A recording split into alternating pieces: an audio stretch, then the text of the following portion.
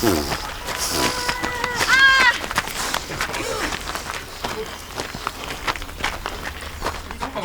on va rester bloqué quand même. Est-ce qu'il y en a qui sont pas prêts? Enfin, qui pas prêts, pas prêts. On sera pas plus. Voilà, c'est ça. Si tu donnes pas ton identité, qu'on sent que tu as envie de fuir à chaque instant, là ils vont plutôt vouloir te garder sous la main. Aujourd'hui, la catastrophe écologique, elle est présente. On le voit, les canicules, les événements climatiques extrêmes qui sont de plus en plus présents et les politiques qui n'ont pas, on a l'impression qu'ils ne veulent pas vraiment se bouger, toujours plus de profit pour les pollueurs et les énergies fossiles. Et en fait, en tant que citoyen, citoyenne, il faut qu'on s'organise, il faut qu'on se mobilise, et pas seulement dans les urnes, et également par des actions de désobéissance civile, de la mobilisation citoyenne, et qu'on mette en place des alternatives concrètes dès maintenant. C'est un peu ça le sens du mouvement Alternatiba et ANV COP21, Action non violente COP21.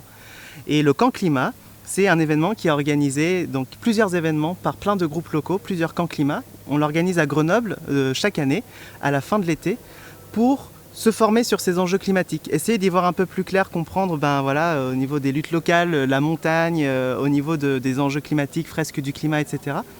Et puis une fois qu'on a compris et qu'on a vraiment envie de se bouger, se donner les billes pour pouvoir agir.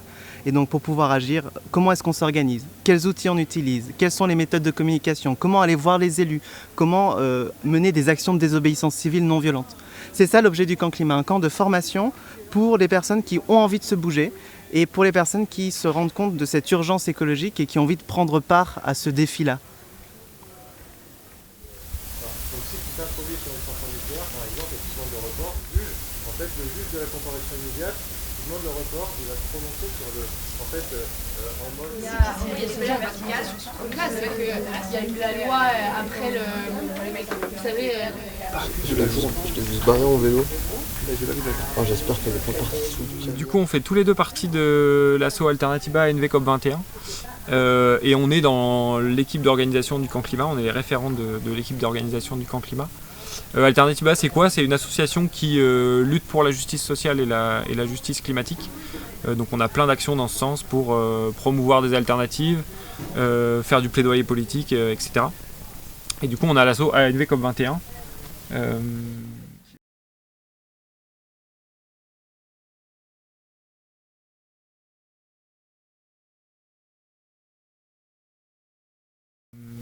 Qui n'est pas vraiment une asso à part, qui est plutôt une deuxième phase de la pièce et qui a pour but de placer de la résistance, de l'opposition, là où Alternatiba mettra plus de la proposition d'alternatives. Voilà, on pense que l'association marche sur ces deux principes.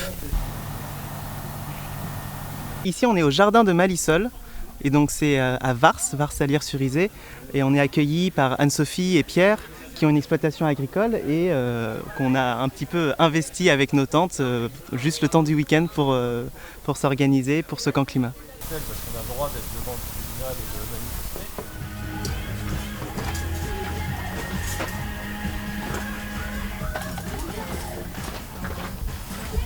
Comme disait Maxime, l'association ANV COP21, ça complémente assez bien ce que fait Alternatiba. C'est-à-dire qu'Alternatiba propose des alternatives, fait du plaidoyer politique, et à côté il y a ANV COP21 qui oppose une résistance sur les projets où il y a besoin pour faire avancer les choses. Et donc dans toute cette optique-là, on organise chaque année à Grenoble un camp climat, ce qui est aussi fait nationalement, il y a plein de camps climat en France. L'idée du camp climat, c'est de... Alors, il y a plusieurs buts. Le premier, c'est sensibiliser les personnes qui ne sont pas encore sensibilisées aux problèmes climatiques et sociaux. Le deuxième objectif, c'est de former des militants qui sont déjà sensibilisés à ces causes-là et qui veulent agir. Et donc, il y a à ce camp climat des formations sur la désobéissance civile, donc ça c'est plutôt le côté ANV. Il y a des formations sur l'agriculture et l'alimentation, parce qu'on pensait que c'était important vu le lieu où on se trouve, les jardins de Malissol. Et après, il y a des formations sur l'organisation et l'animation de collectifs, parce que c'est important de savoir comment faire pour fédérer les gens, garder les bénévoles et pouvoir lancer des projets efficacement. Donc voilà, donc nous on est dans l'équipe d'organisation de ce camp climat qui dure là 3 jours au jardin de Malissol, et on accueille à peu près 200 personnes pour se former à tous ces enjeux. Alors comment on on se finance, il y a donc l'entrée, enfin la participation au week-end est à prix libre, c'est-à-dire que les gens donnent la somme qu'ils veulent de 0 à plus l'infini. Par contre, nous on met un prix recommandé qui est le prix où on est à l'équilibre, on est bien. Le prix de ce week-end, pour info, c'était, le prix recommandé, c'était 30 € pour les 3 jours avec la nourriture, etc., l'hébergement. Donc il y a une partie du financement qui vient des gens qui participent. Et il y a une autre partie du financement qui vient des bénéfices qu'on fait à la buvette. On vend de la bière et des boissons sans alcool, de la limonade, du jus de tomate, etc. Et donc il y a une partie du financement qui vient des bénéfices de la buvette. C'est compliqué de faire bouger les... En fait, tu discuter avec les élèves. Du coup, les objectifs de Scan Climat, comme on l'a dit, c'est d'abord de sensibiliser et former les gens sur comment agir. Et c'est aussi comme c'est placé au niveau à peu près de la rentrée scolaire, où les choses reprennent vie, entre guillemets, ça permet de savoir où s'engager, parce qu'il y a des nouvelles choses qui vont démarrer, des nouvelles luttes, et donc et aussi de rencontrer des gens qui sont déjà engagés pour pouvoir mettre le pied à l'étrier et après rejoindre les différents mouvements, les différentes luttes. Et puis un objectif important aussi, un peu tiers, c'est c'est de passer un bon moment juste, de se rencontrer. Et voilà.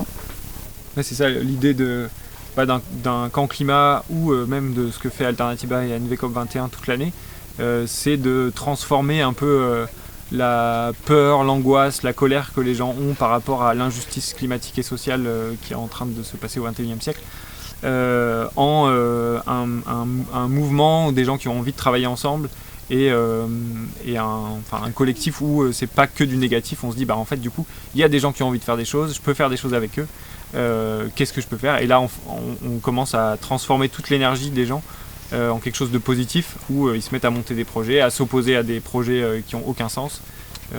Voilà, donc c'est un peu l'idée des camps climat et de Alternatiba toute l'année, c'est de transformer toute cette énergie négative en quelque chose de positif.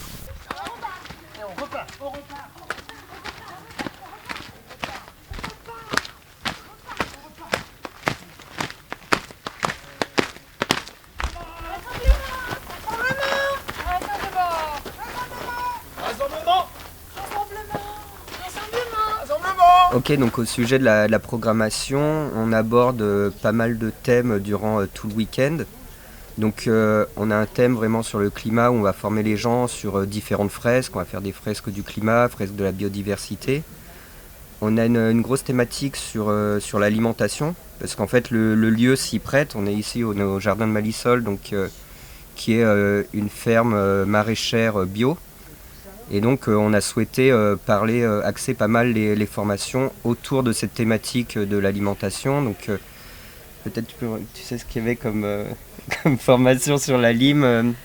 Il y a des formations sur le fait de végétaliser son alimentation et sur aussi les enjeux, tous les enjeux liés à l'alimentation auxquels on va devoir faire face dans les années à venir, du fait de la sécheresse des sols, du manque d'eau, enfin du coup c'est lié. Voilà, tout ce genre de thématiques-là. Ok, merci Laurine.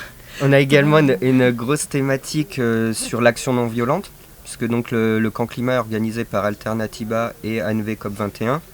Donc on va expliquer comment s'organise une action non violente, une action de blocage, toutes les phases, les rôles des différentes personnes. Et après on va approfondir pour ceux qui le souhaitent certains postes clés d'une action pour les former à la désobéissance civile.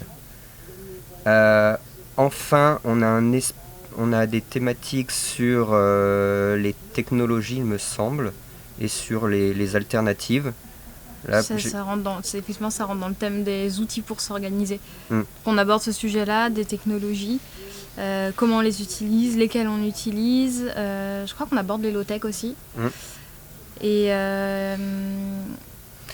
il y a par exemple une formation sur comment s'organiser et travailler en collectif pour justement utiliser l'intelligence collective d'un groupe, comment prendre des décisions pour que ce soit le plus efficace possible par la suite. Je pense avoir fait à peu près le tour sur la programme. Après, ce qui est intéressant aussi dans ce camp climat, c'est qu'il y a des créneaux justement de bénévolat où les gens vont participer activement à la vie du camp, que ce soit pour faire la cuisine, la vaisselle, nettoyer les toilettes, pour vraiment montrer la force d'un collectif en fait, dès qu'il y a des bénévoles, que tout le monde s'implique, on voit que c'est une réussite et jusqu'à maintenant, tout se passe très bien, on croise les doigts pour que ça continue.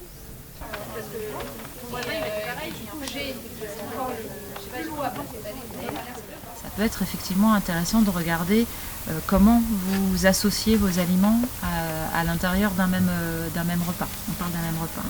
Donc c'est qu'il y a quelque chose, soit au niveau de la muqueuse intestinale qui est un peu irritée, soit au niveau du microbiote qui n'est pas en grande forme. Il y a quelque chose à regarder. Donc ça, c'est des signes un peu directs. Il peut y avoir les ballonnements aussi. Les ballonnements, les gaz, c'est aussi des signes d'inconfort digestif. Et puis après, il y a des terrains sur lesquels l'intestin est complètement silencieux. Par contre, on est tout le temps malade. On chope tous les virus, toutes les bactéries qui passent. Ça veut dire qu'on a un système immunitaire qui est assez affaibli. Alors, en général, quand on en est là, on a aussi les signes digestifs. Mais ça, l'intestin, c'est quand même le cœur du système immunitaire. En fait, on a 80% de notre système immunitaire qui vit dans les intestins. Donc quand on est tout le temps malade, ou quand on est très allergique aussi, par exemple, ça peut être des indices. C'est pas tout le temps le cas, hein. Là, je vous donne des grandes pistes, en fait, mais c'est là où il faut vraiment recouper un peu les faisceaux d'indices pour voir si ça pointe vers l'intestin ou vers autre chose. Oui. C'est difficile. Mais c'est pour ça que je réponds ça dans le sens où faut avoir quelques clés de lecture pour arriver à repérer des symptômes ou des signes. C'est pas toujours des symptômes, hein, ça peut être des signes assez faibles quelquefois qui font converger vers un intestin fragile. Alors, il y a votre terrain, et ça c'est ça l'intérêt de toutes ces médecines traditionnelles, en fait, c'est que quand on vous voit en consultation, on sait tout de suite ou assez rapidement dans quel type de terrain vous êtes. Et le type de terrain va déterminer où sont les points forts et les points faibles, on va dire, où sont les risques quelque part. Donc on va savoir sur certaines personnes que dès qu'il va y avoir un petit déséquilibre qui va commencer à s'installer, ça risque d'être le système digestif qui manifeste en premier. Pour d'autres, le système digestif, il manifestera rien du tout. Ce sera du cardiovasculaire, donc des problèmes de trop de cholestérol, d'artères qui se bouchent, etc. Alors que le premier, ce ne sera pas du tout ça. Pour d'autres, ce sera au contraire le système nerveux qui va prendre. Le digestif, il va très bien, mais alors par contre, le sommeil se dérègle, on déprime. Donc ça dépend vraiment des gens. Alors, en fait, j'ai fait un atelier sur l'alimentation saine. Moi, je suis naturopathe. Donc, la naturopathie, c'est une des grandes techniques qu'on utilise pour préserver la santé ou pour revenir en bonne santé. Une des grandes techniques qu'on utilise, c'est de travailler sur l'alimentation. C'est quand même le carburant principal qu'on a pour rester en bonne santé.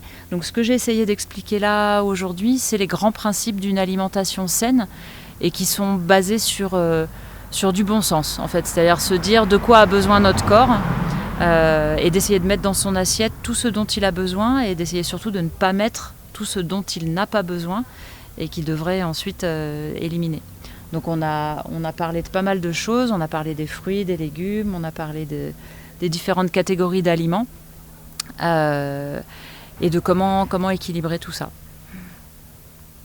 Avec des petites recettes pratiques aussi, parce que c'est important d'arriver à le mettre en place facilement au quotidien. Il faut que ce soit un plaisir aussi. Quoi ? Parce que...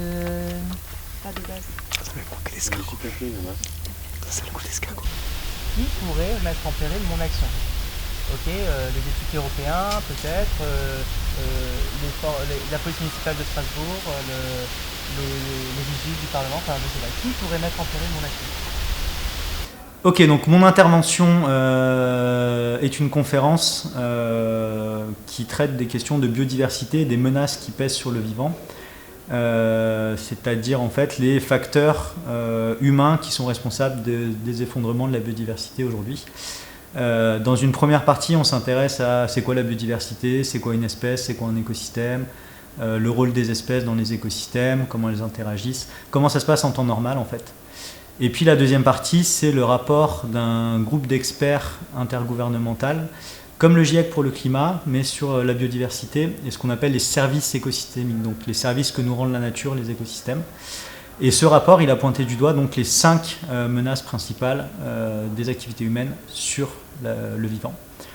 Il y a donc le changement d'utilisation des terres et de la mer, qui est le premier facteur, la surexploitation de certains organismes, les dérèglements climatiques, les pollutions et pour finir les introductions d'espèces exotiques envahissantes. Et donc je détaille un peu ces 5 facteurs pour ensuite faire un peu le bilan de ce qu'on connaît des taux d'extinction actuels, de ce qui est menacé d'extinction et ce qui, de manière générale, a perdu en abondance, comment les populations sont en train de s'effondrer, en particulier pour certains organismes. Et puis on finit avec une ouverture un peu plus politique sur les questions en termes de système économique et même de philosophie entre rapport nature-culture que ça peut générer. Ça peut aller très vite. Et dans le cas de la biodiversité, il peut y avoir des espèces vraiment critiques pour un écosystème, genre les coraux, qui font un écosystème tout seul. Avec le réchauffement des eaux, ils blanchissent, ils meurent. Et ça va carrément impacter les écosystèmes aquatiques. Donc, ça peut vraiment s'accélérer, et puis il peut y avoir des spirales. Plus tard.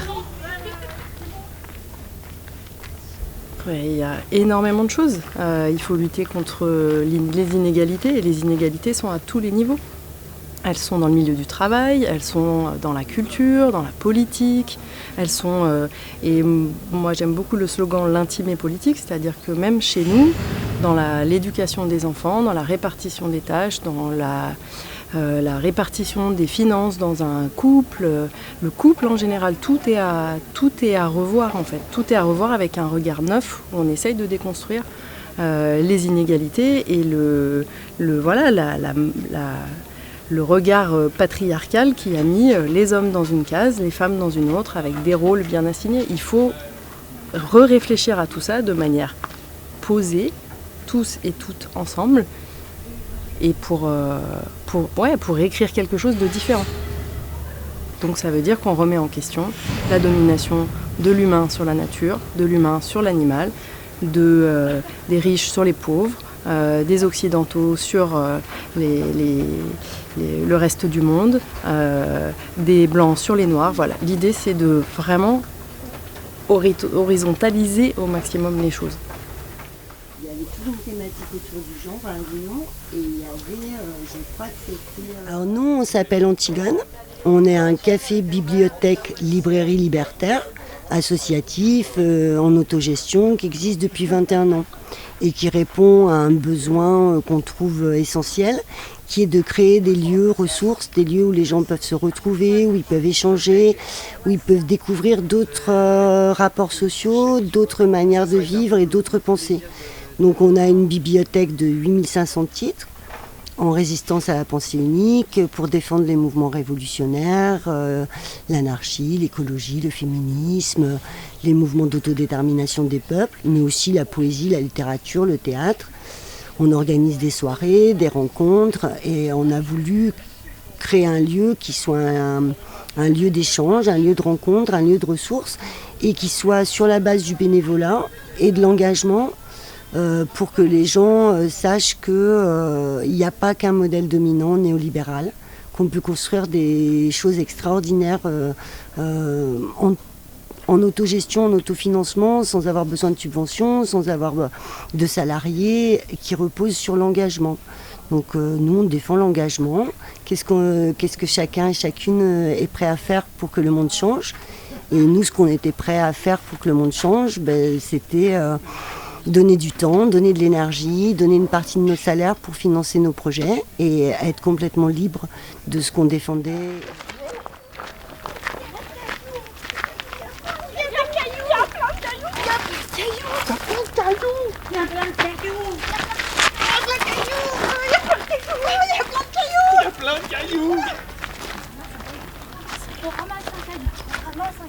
On ramasse un caillou. On ramasse un caillou. On ramasse un caillou. On ramasse un caillou. Si vous avez des problématiques chez vous, ici, ouais. Exactement, ouais. Vous confirmez, c'est quoi vos problèmes en particulier pour vous? Ah oui, nos problèmes, c'est bien nos problèmes parce qu'on en a plein. Hein. Et alors déjà, il fait beaucoup trop chaud, ça c'est clair. Ouais. Mais en plus, il y a des fuites d'eau partout, quoi. C'est la piscine dans les garages. Qu'est-ce que c'est que cette histoire? Et puis c'est comme ça. D'accord. Voilà. Donc vous, c'est un problème d'isolation par rapport à la chaleur. L'hiver aussi, vous avez une problématique, vous avez du mal à chauffer ou... Ouais, il fait froid l'hiver. Ouais. Attends, t'as vu les factures là? Ouais. Mais doublé cette année, comme ça. Pour vous. Ouais. Truc de dingue. Ouais. Truc de dingue. Et puis... moi, je travaille à l'Alliance Citoyenne. Qui est une association qui travaille avec les méthodes de community organizing. Et du coup, là, l'atelier, c'est un petit peu de faire découvrir les méthodes du community organizing à des personnes qui ne connaissent pas et appliquer ces méthodes-là pour faire naître de l'éco-syndicalisme. En gros, faire sortir un petit peu les syndicats traditionnels du travail, quoi, pour les appliquer à d'autres domaines de notre vie. Et là, notamment dans le logement, quand on parle d'écologie, on sait qu'il y a un gros besoin de rénovation énergétique. Et l'idée, c'est comment est-ce qu'on construit des communautés, notamment de locataires, pour qu'ils arrivent à obtenir des travaux de rénovation plus rapidement.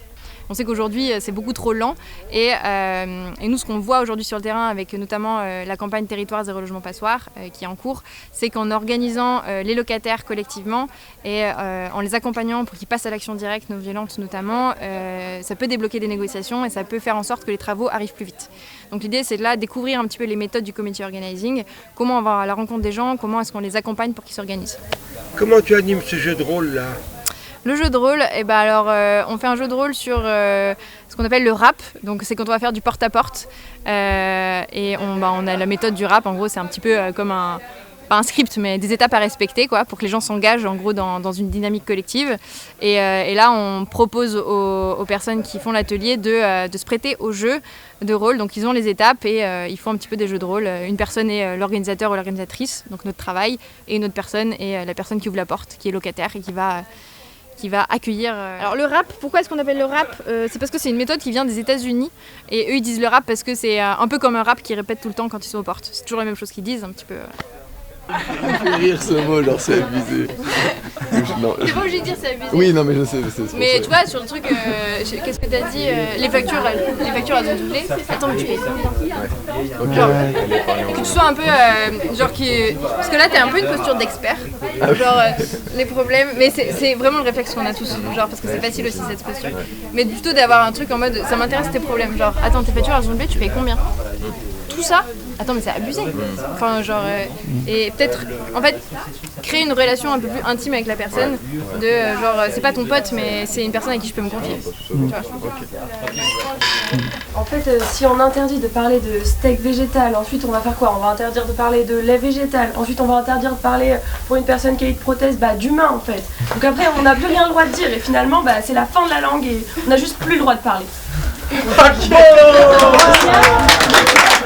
On est à l'atelier Esprit Critique et là on va faire une mise en situation où les participants vont devoir s'affronter avec les arguments qui sont les plus mauvais possibles, les plus fallacieux possibles, les plus biaisés possibles. Fallacieux, ça veut dire qu'ils cherchent à tromper.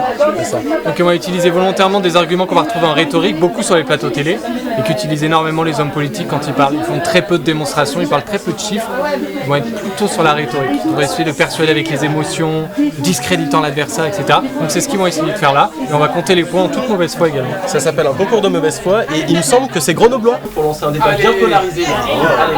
Bon, du coup, moi je suis un petit éleveur et si on crée de l'amalgame chez les consommateurs, en fait, ils risquent d'acheter des steaks ou des saucisses végétales au lieu, alors qu'ils veulent de la viande. Et moi, du coup, ils vont moins acheter mes produits et ça va me mettre dans une situation terrible. Je vais beaucoup moins vendre, donc je vais avoir de la pauvreté. Et je risque du coup de mettre en péril ma famille, mon exploitation, etc.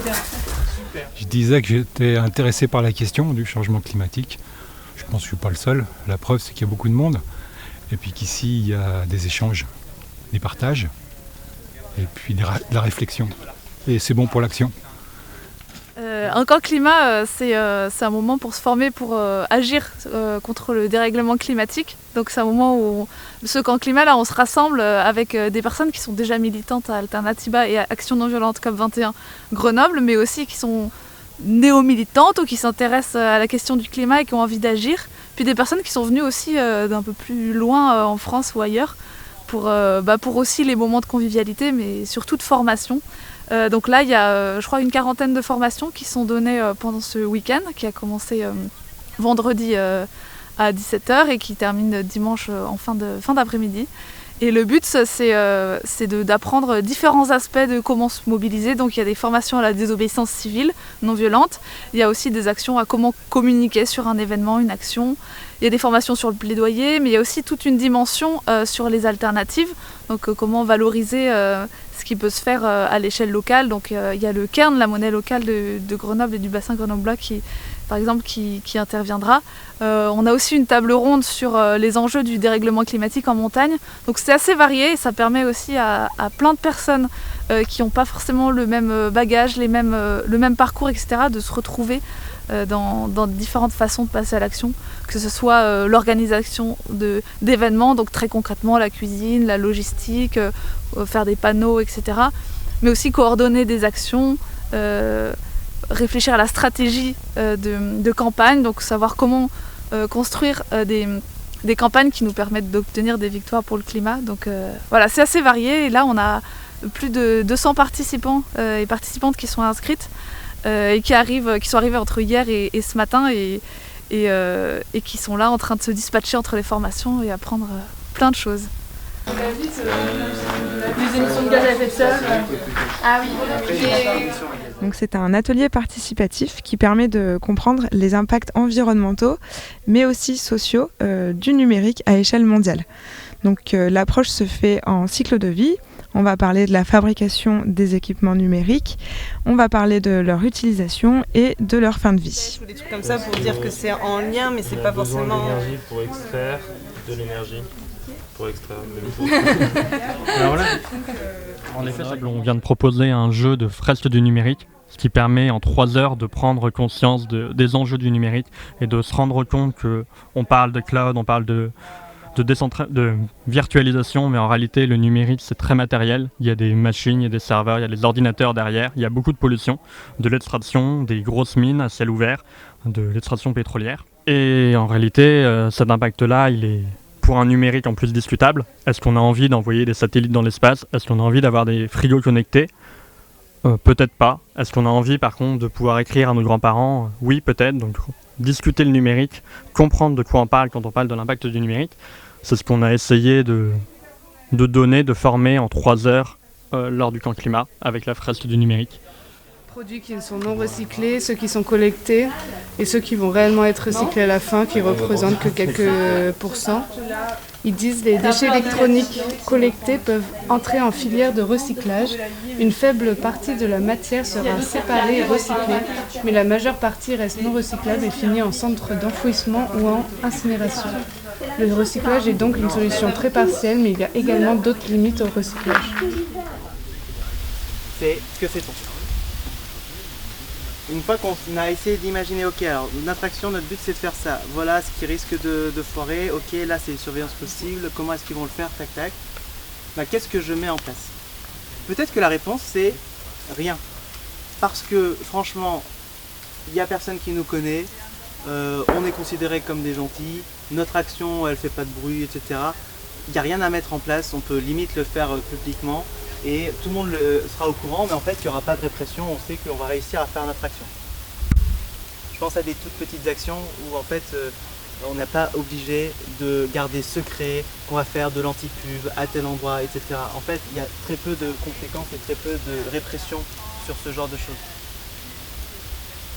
Dans les conséquences qu'on faut vraiment prendre en compte, c'est également le futur, anticiper un petit peu le futur. Est-ce que, par exemple, participer à une formation ici, c'est pas un problème du tout. Par contre, si ensuite vous voulez un petit peu passer dans l'anonymat pour faire des actions militantes très engagées, bah, savoir qu'à un moment vous avez été au camp climat, c'est peut-être une information qui deviendra importante dans le futur. Uniquement pour vous, parce que vous allez faire des choses plus engageantes. Et participer à l'anti-pub également. Donc à prendre en compte toujours également dans les conséquences le futur. On n'a pas forcément fait attention à nos pratiques du numérique les 20 dernières années. Il n'empêche que ces traces-là restent Là, c'est la formation qui s'appelle Initiation à l'action non violente et à la désobéissance civile, qui est donnée par ANV COP21, Action non violente COP21, et qui vient donner les briques de base pour que chaque personne puisse participer à des actions de désobéissance civile.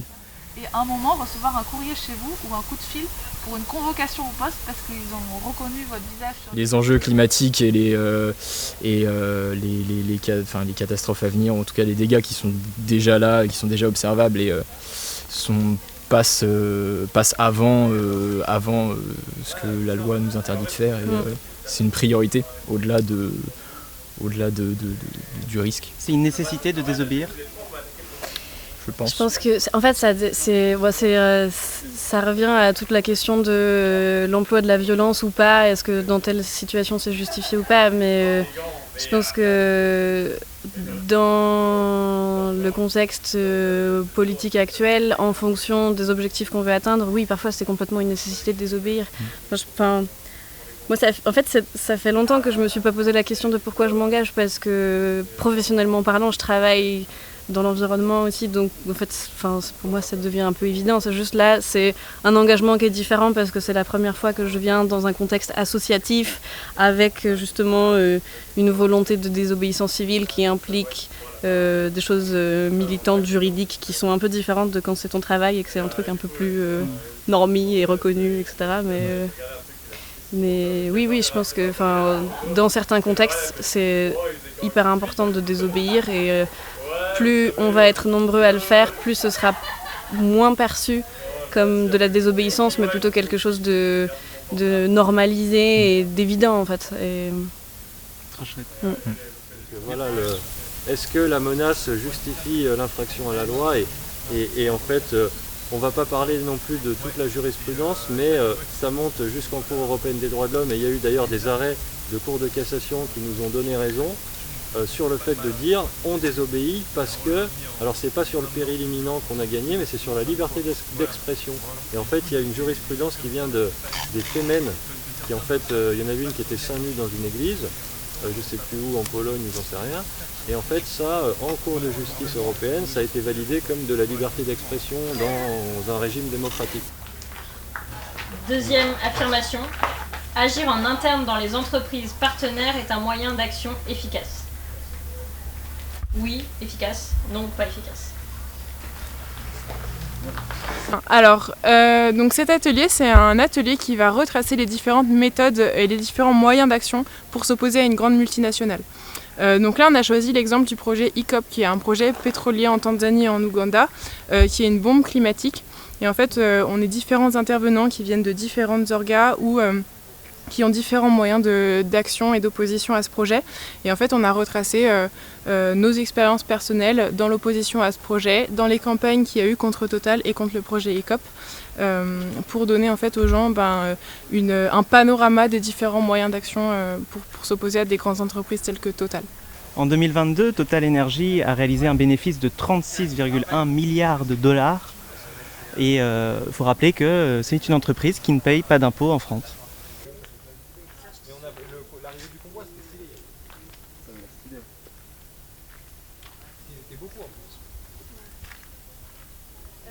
Merci d'être venus. Merci à tous pour tout ça. J'espère que tout le monde va bien. On peut commencer par un petit tour de météo pour savoir comment tout le monde vit ce temps climat. Cet organe du temps climat. Qu'est-ce qu'il veut? Quelqu'un veut commencer? Je suis hyper content. J'ai fait plus de formation que de dodo aujourd'hui, mais c'est pas ça. On a remarqué, tu avais une très belle démarche quand tu courais d'ailleurs, ça se voyait que tu n'avais pas beaucoup dormi.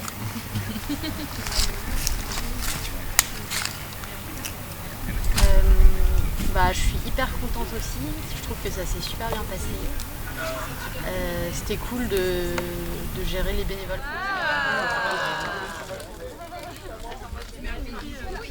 Sur les côtés, si vous pouvez bien vous coller comme ça. Le plat de ce midi est bien entendu le chili d'hier, qu'on n'a pas pu faire hier parce qu'il faut faire tremper des haricots rouges, mais l'orga est complètement débile.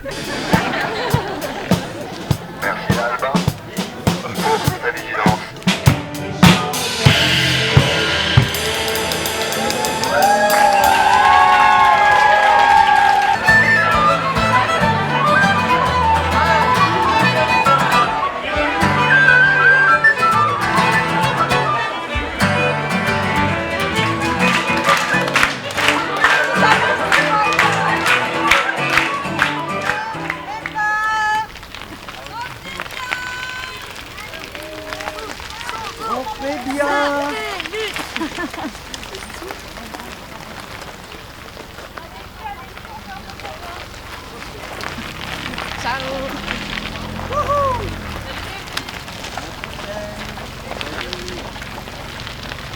Merci, salut. Merci. Oh, quelle danse. Oh, très bien.